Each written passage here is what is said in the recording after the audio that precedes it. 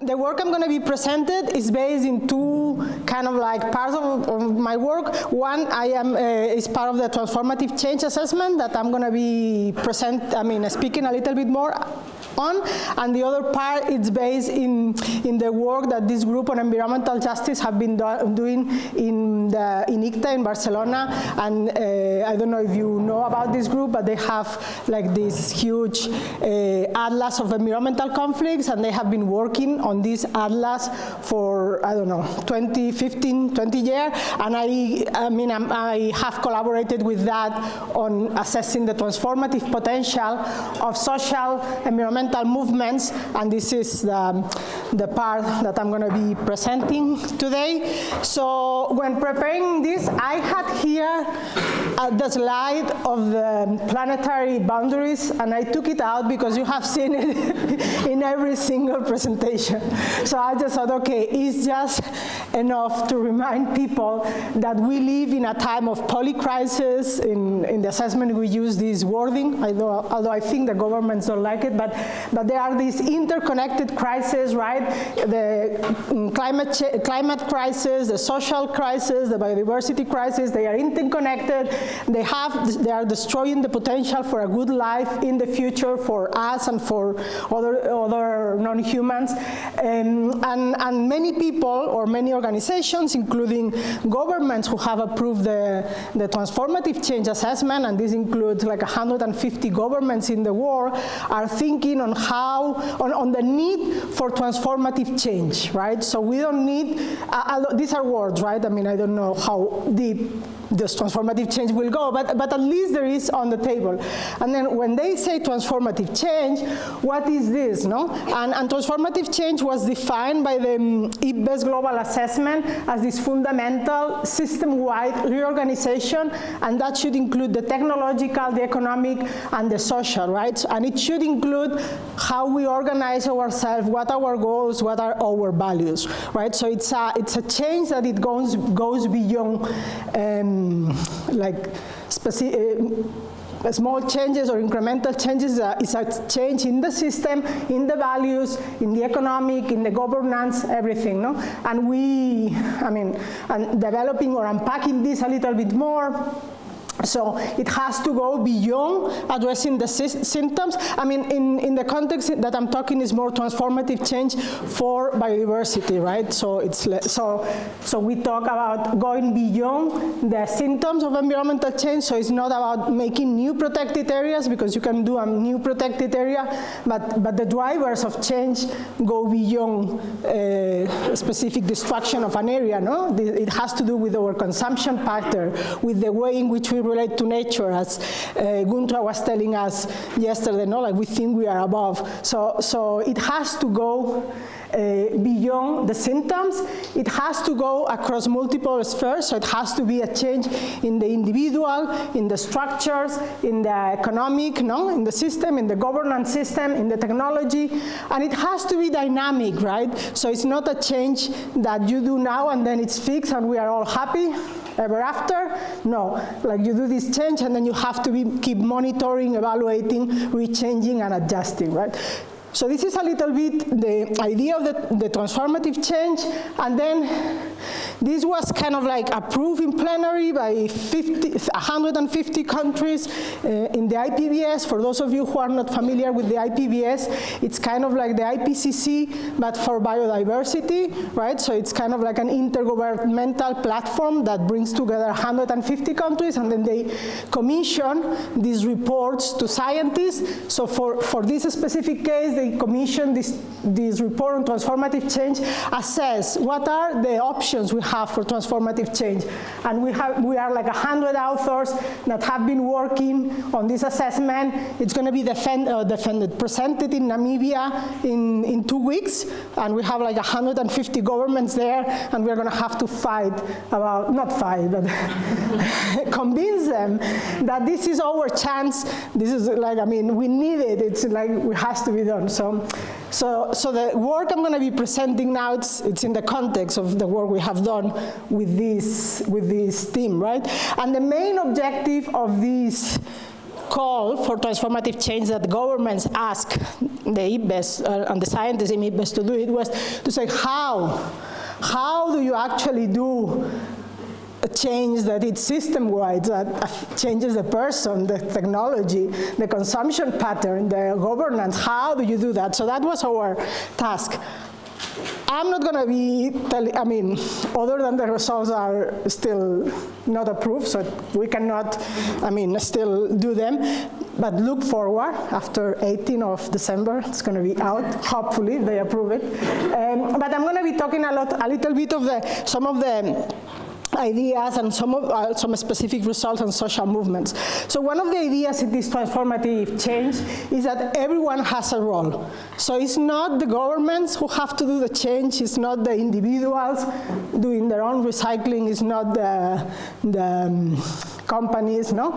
Everyone has to have a role, we need to act in a synchronized way, right? And we kind of look at different roles that different actors in society can have, and one person can have different roles in different moments, right? So in your job, kind of you can have a role, in your daily life you have another, no? But we kind of think of okay, there are some actors that can lead and innovate and create change, right? So you can have ideas of oh, that's how it should be, and I don't know, some of the cases of grassroots that we have been discussing here are people having ideas. It's oh yeah, let's do this composting thing. Composting was, no, you think, no, you were not, someone else, it's okay. But so many social movements have idea and lead change, right?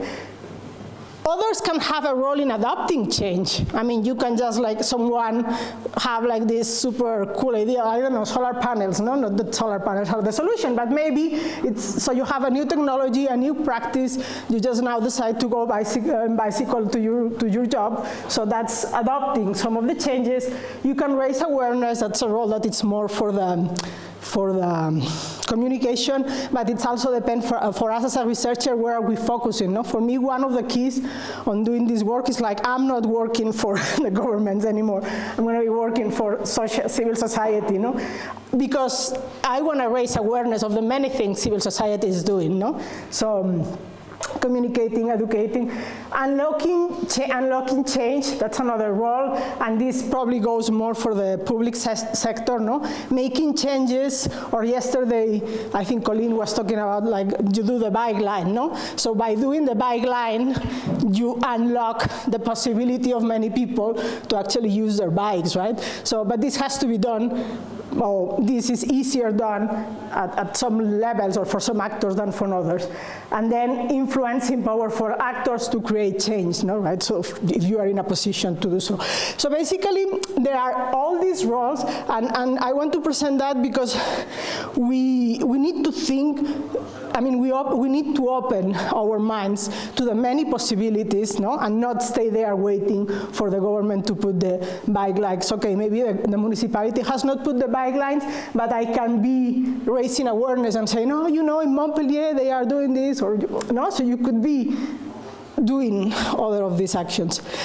And in this context, I want to look at what has been the role of the civil society in transforming change, and I base that in this idea that civil societies historically had this huge role in shifting perceptions. And the example, one of the examples that it's very clear is the abolition of the slavery movement, right? By the time people start saying, oh, this is morally wrong, you should not do that, we are all equal, blah, blah, blah, then the governments were pushed to actually change the laws and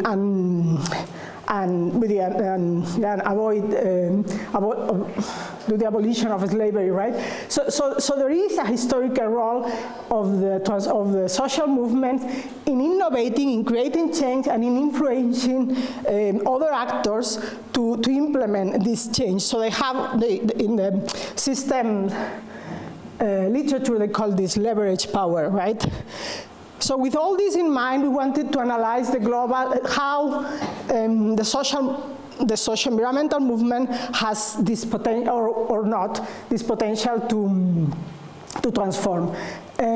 For those of you who are not familiar, who doesn't know the EG Atlas? Okay, so just 2 words about that. This is a crowd-funded project, environmental justice outlet. Everyone in the world can go to this web page and enter conflicts of social movements in defense of nature, right? So this is a collection. I think they have around 4,000 cases now, and every point here it's a case. It corresponds to this is a movement against mining company. This is something against a conservation area. This is so they have this collection. Obviously, this is kind of like depending a lot on who is contributing, because there are some bias. For example, Russia seems to be like a not very conflictive place, but probably has to do with other issues, right? So it's not kind of like a random distribution of conflicts around the world. It has many biases, but nevertheless, it has like these 4,000 cases. And this atlas had been used a lot to understand how the environmental justice movement works, right? So for example, in previous work, Arne Slater, who is a researcher at ICTA, well, I mean, the whole team is not like the work of one person, because 4,000 people have entered conflicts in the atlas, right? So it's really like but they have been looking at, okay, what are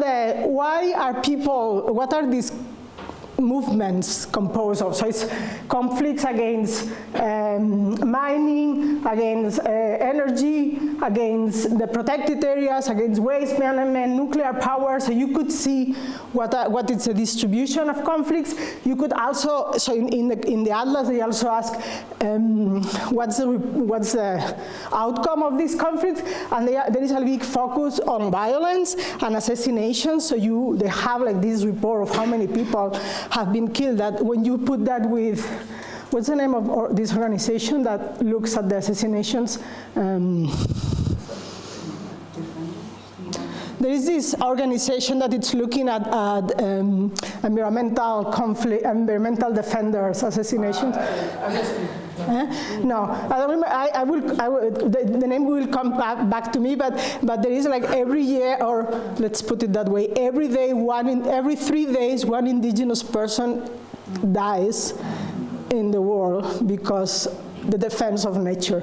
Let me repeat it, every 3 days, one indigenous person. Not every 3 days, one CEO, not one researcher, every 3 days, one indigenous person died. Because of the defense of the environment. So they have all this work, and this is published, right, in Global Environmental Change, so you could do that.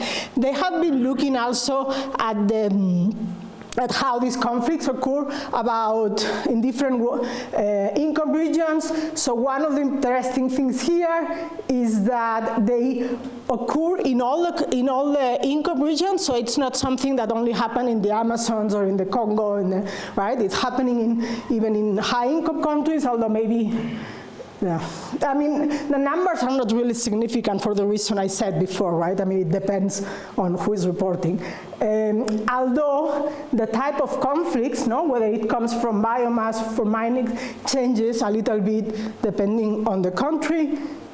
Another of the things that they have been looking at is on the types of mobilizations, right? So how,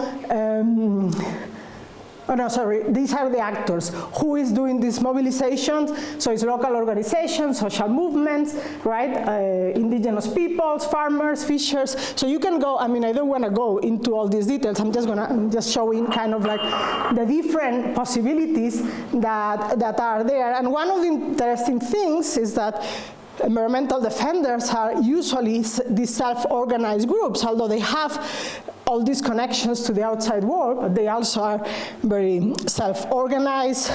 And then they have this information on forms of mobilization, right?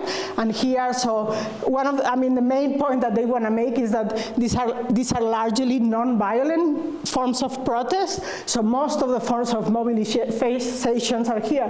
They did formal petitions, public campaigns, street protests, strikes, lawsuits, blockades, but there is very little of property damage, sabotage, threats to use arms. And this is very important because usually you think, oh, social movements, they are like these radical people destroying. No, they also use lawsuits and all these other forms to say, guys, what you're doing is wrong. This is damaging nature, right? And it's important to say that. Okay, I'm gonna skip this too. This is on indigenous, how the indigenous people, because I think I'm running out of time, and I wanted to show you what we have done in the context of or I don't know how much time they have. 5 minutes, yeah, because here it says already 25. Okay, so in the context of this transformative change, we wanted to look at, okay, so do these movements actually contribute to save nature? Because until now, all the work that I was saying is like, okay, analyzing the protests, but how do they actually contribute to save or to protect nature? And in the atlas, they have some information of the outcomes of the protest, of the movements. So is this, when you ask people, no, the people who are doing the protest, people report, oh, this is because of biodiversity loss, soil contamination. They report on what it is, the damage that whatever they are protesting is doing to nature, right? So we look at all these things against the 23 targets of the CBD, the Comines-Montreal Protocol, right?